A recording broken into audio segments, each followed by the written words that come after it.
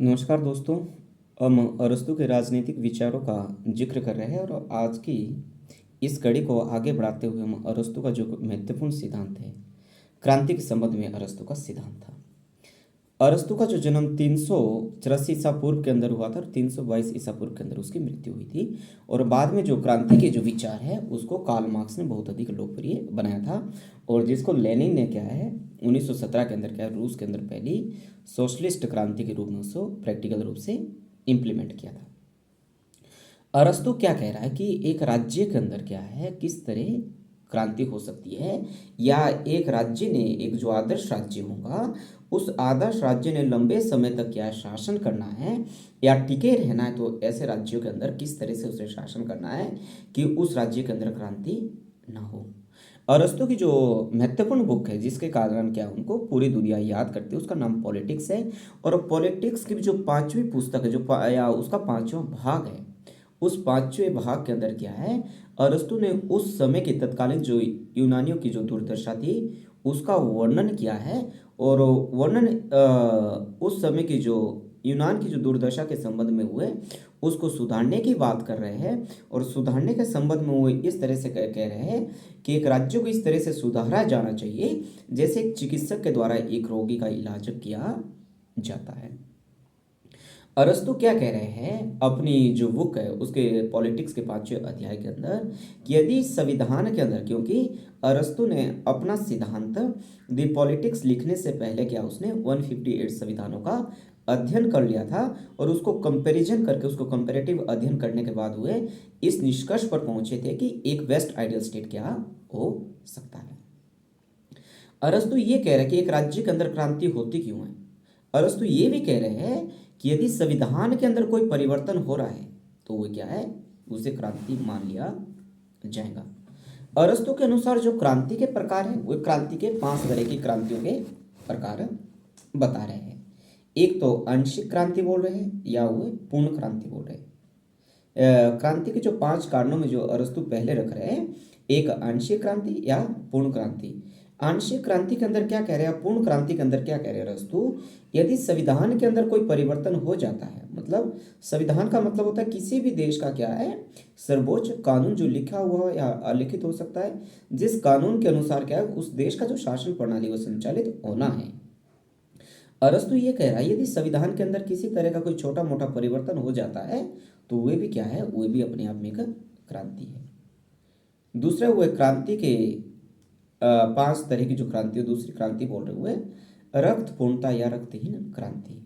जो दूसरी जो क्रांति है या तो खून खराबे की भी हो सकती है या ब्लड लेस भी हो सकती है, जो क्या इंग्लैंड के अंदर 1688 के अंदर हुई, जिसे हम ग्लोरियस रेवोल्यूशन के नाम से जानते हैं। मतलब एक सत्ता को क्या है एक वर्ग को क्या है शासक वर्ग से हटा के या सत्ता से हटाकर क्या है उसके जगह क्या है दूसरा वर्ग को दूसरे लोगों को सत्ता पे काबिज कर देना, जब वो बिना किसी रक्तपात के होता, लड़ाई झगड़े के होता, जैसे ग्लोरियस रेवोल्यूशन इंग्लैंड के अंदर हुआ था। मतलब वहाँ पे मोनार्की को खत्म करके कॉन्स्टिट्यूशनल मोनार्की को स्थापित किया गया था। वो क्या है रक्तपूर्णता या रक्तहीन रक्तपूर्णता या रक्तहीन क्रांति भी से कह सकते हैं। तीसरी जो क्रांति है वह व्यक्तिगत या गैर व्यक्तिगत क्रांति। क्या है व्यक्तिगत या गैर व्यक्तिगत क्रांति। जब राजा का जो परिवर्तन, जो राजा की जो संस्था है, राजा की संस्था के अंदर क्या है परिवर्तन होता है, जब राजा का जो इंस्टीट्यूशन है उसके अंदर यदि किसी भी तरह का कोई परिवर्तन होता है तो उसके लिए जो राजा है स्वयं उत्तरदायी है। और ऐसी जो क्रांति है वह व्यक्तिगत या गैर व्यक्तिगत भी हो सकती है। यदि तो राजा स्वयं ऐसा करे, यदि राजा ऐसा स्वयं नहीं करे परंतु अन्य व्यक्ति ऐसा कर दे तो वह गैर व्यक्ति तो हो सकती है। चौथी जो क्रांति है वो विशेष वर्ग के विरुद्ध क्रांति। ये क्या है विशेष वर्ग के विरुद्ध क्रांति। विशेष वर्ग के विरुद्ध क्रांति में एरिस्टोटल कह रहे हैं कि यदि निर्धन वर्ग धनिक वर्ग के विरुद्ध क्रांति कर दे और धनिक वर्ग के विरुद्ध क्रांति करके उनको सत्ता से बाहर कर दे और अपने आप सत्ता के ऊपर काबिज हो जाए तो वे जो क्रांति वो विशेष वर्ग के विरुद्ध क्रांति मानी जाएगी। मतलब संपूर्ण राज्य के खिलाफ नहीं बल्कि धनिक वर्ग के खिलाफ, क्योंकि धनिक वर्ग के अंदर ये होता है अमीर बहुत अधिक अमीर होता है और जो गरीब है वो बहुत अधिक गरीब रहता है। ऐसी परिस्थिति में क्या होता है कि जो निर्धन लोग होते हैं, जब उनको ये बात समझ आ जाती है कि उनके साथ क्या है, राज्य अन्याय कर रहा है, तो ऐसी परिस्थिति में हुए उसके खिलाफ क्रांति कर देते हैं। पांचवी तरह की जो क्रांति कह रहे हैं वो वागवीरों की क्रांति, वागवीरों की क्रांति। अरस्तु ये कह रहा है कि समाज के अंदर कुछ समय के बाद कुछ एक ऐसे करिश्माई नेता जरूर पैदा होते हैं जो अपने भाषणों के माध्यम से क्या है, क्रांति कर देते, मतलब लोगों को क्या है, सम्मोहित कर देते। जैसे हिटलर और मुसोलिनी ने इटली और जर्मनी के अंदर किया। वे बहुत ही अच्छे वक्ता थे, बहुत अच्छे भाषण हुए देते थे और अपने भाषणों के माध्यम से क्या हुए, लोगों को आकर्षित करते थे। ये थी उनकी वागवीरों की क्रांति। अब जो क्रांति होती क्यों है, एक राज्य के अंदर क्रांति क्यों होती है, क्रांति के बारे में जो सामान्य कारण बता रहे हैं, क्रांति के बारे में सामान्य कारण क्या बोल रहे हैं और विशिष्ट कारण। ठीक है, सामान्य कारण का यदि राज्य के अंदर विषमता है, धनिक वर्ग के प्रति जो धनिक वर्ग है वह बहुत अधिक अमीर है और जो गरीब वर्ग है बहुत अधिक गरीब है। और विशिष्ट वर्ग के अंदर वह मान रहा है यदि शासकों के अंदर लालच बहुत अधिक आ गया है, जो शासक वर्ग वह सत्ता का दुरुपयोग कर रहा है, या जो शासन वह अयोग्य व्यक्तियों के द्वारा चलाया जा रहा है, या जो शासन है, शासन के अंदर मध्यम वर्ग का अभाव है। अरस्तु ये कहते थे कि वह शासन प्रणाली बेहतर है जिस शासन प्रणाली के अंदर क्या है, मध्यम वर्ग का राज रहता है। क्योंकि मध्यम वर्ग के राज के अंदर क्या है, ना तो धनिक वर्ग परेशान रहता है और ना ही गरीब वर्ग परेशान रहता है। यदि किसी राज्य के अंदर आर्थिक असंतुलन है, मतलब या तो पैसा कुछ एक लोगों के हाथों के अंदर जमा हो गया या पैसे की एक राज्य के अंदर कमी होगी, ऐसी परिस्थिति में भी क्या है, ये क्रांति के विशिष्ट कारण है। या विदेशियों का बाहुल्य, यदि आपके राज्य के अंदर क्या है, विदेशी लोग बहुत अधिक संख्या में आ गए, ऐसी परिस्थिति में भी जो क्रांति का ये विशिष्ट कारण रहता है। आपके राज्य को दूसरे राज्यों से डर लगा रहता है, या जो शासक वर्ग है उसके पारिवारिक झगड़े हैं, या जो शासक वर्ग है वह शासन करने में असावधानी बरत रहा है, या उसकी भौगोलिक स्थिति भी हो सकती है। ठीक है, भौगोलिक स्थिति भी उसकी, या निर्वाचन संबंधी षड्यंत्र भी एक राज्य के अंदर क्या है, क्रांति को जन्म दे सकते हैं। और जो क्रांति के जो विशिष्ट कारणों के अंदर क्या बोलते हुए, जो क्रांति के जो विशिष्ट कारणों में वो कह रहे हैं कि प्रजातंत्र क्या है, ये प्रजातंत्र क्या है, समानता का प्रमुख कारण है। विशिष्ट कारणों के अंदर यदि लोगों के मन में ये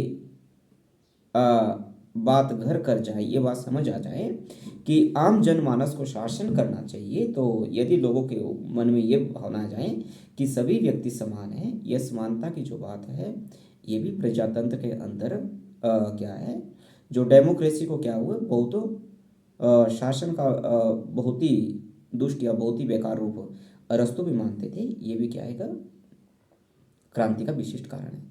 नेक्स्ट है धनिक तंत्र। जो धनिक तंत्र होता है वह असमानता पर आधारित होता है, मतलब इसमें अमीर जो बहुत अधिक अमीर होता है और जो गरीब है बहुत अधिक गरीब होता है। ऐसी परिस्थिति में जो क्रांति होती है उसे विशिष्ट के अंदर हम मान लेते हैं। जो कुलीन तंत्र है, मतलब जब जनसाधारण को ये लगे कि वे भी प्रभु सत्ता का उपयोग कर सकते हैं, कि वे भी जो शासन की बागडोर है अपने हाथों में ले सकते हैं, इस तरह से जो क्रांति होगी वो क्या होगी, कुलीन तंत्र के खिलाफ वो क्या है, दुर्व्यवहार करना शुरू कर देंगे। ठीक है, अब राजतंत्र के अंदर क्या है, यदि तो राजतंत्र की अपनी कमजोरियां हैं, उसके पारिवारिक कलह है, झगड़े हैं, तो या राजा अन्याय कर रहा है, तो वो क्या है, उसका राजतंत्र के खिलाफ ऐसी परिस्थिति में भी क्रांति होने की संभावना रहती है। और जो निरंकुश तंत्र है, जब निरंकुश तंत्र के अंदर नागरिकों के ऊपर उत्पीड़न किया जाता है, उसका यौन अपराध किया जाता है या विग्रह किया जाता है, अत्यधिक भय लोगों को दिखाया जाता है, ऐसी परिस्थिति में निरंकुश तंत्र के खिलाफ लोग क्या है, क्रांति करने की हुए सोचते हैं। अब एक राज्य के अंदर क्रांति को कैसे रोका जाए, अरस्तु क्या कह रहा है कि वह राज्य सर्वोत्तम राज्य होगा जिस राज्य के अंदर क्या मध्यम वर्गीय का शासन होगा। एक राज्य के अंदर क्रांति रोकी जा सकती है यदि हम लोगों के प्रति, संविधान के प्रति आस्था जागृत करते हैं। मतलब आपके राज्य के अंदर जो नागरिक रह रहे हैं उन नागरिकों के मन में ये भावना जब हम जागृत कर लेते हैं कि आपने अपने संविधान के प्रति क्या है, आस्था रखनी। यदि आपको अपने संविधान के प्रति आस्था नहीं रखेंगे तो आपके जो जीवन के लिए भी क्या ये हानिकारक सिद्ध हो सकता है। और जो शासक वर्ग है और जो शासित है, मतलब एक तो शासक वर्ग है और दूसरा शासित है, उनके बीच लगातार संवाद होना चाहिए। मतलब जो शासन करने वाला वर्ग है या उस राज्य की जो प्रजा है, जब उन दोनों के बीच क्या है, लगातार संवाद बना रहता है, तो ऐसी परिस्थिति में क्या है कि जो लोगों का है शासक वर्ग के प्रति क्या है, विश्वास बना रहता है, तो ऐसी परिस्थिति में भी क्रांति होने की संभावना नहीं रहती है। तीसरा, यदि जो शासक वर्ग है या राजा है, वो जो शासन है वो कानून के अनुसार कर रहा है, तो ऐसी परिस्थिति में क्या है, एक राज्य के अंदर क्रांति होने की संभावना नहीं रहती है। या राजा का जो शासन है, शासक वर्ग का जो शासन है, वह समानता पर आधारित है और लोगों को ये लगे कि जो शासक वर्ग है वह समानता के आधार पर शासन कर रहा है, तो ऐसी परिस्थिति में वो क्रांति करने की जैसी बात को सोच नहीं सकते।